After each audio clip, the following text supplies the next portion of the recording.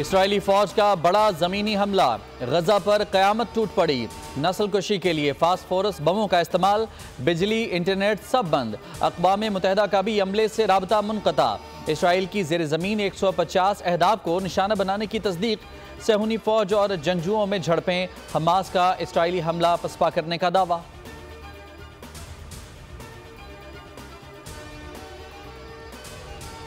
सिर्फ नारे नहीं, मुल्क की तरक्की के लिए होमवर्क मुकम्मल कर लिया। सरबराह इस्तेहकाम पाकिस्तान पार्टी जहांगीर तरीन का खिताब। पाकिस्तान तहरीक इंसाफ पर कड़ी तनकीद, बोले पीटीआई उन हाथों में चली गई जिनके दिल में मुल्क का दर्द नहीं था। अलीम खान बोले जहांगीर तरीन और मैंने मुल्क में बादशाहत के खिलाफ खड़े होने का फैसला किया है।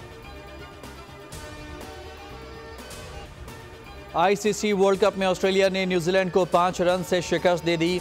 ऑस्ट्रेलिया के 389 रन के हदफ के ताक़ुब में कीवीज 383 रन बना सके। रचिन रविंद्रा की 116 रन की शानदार इनिंग्स, डेरल मिचेल ने 54 रन बनाए। ऑस्ट्रेलिया की जीत से पाकिस्तान के सुपर 4 में जाने के इम्कानात मजीद कम।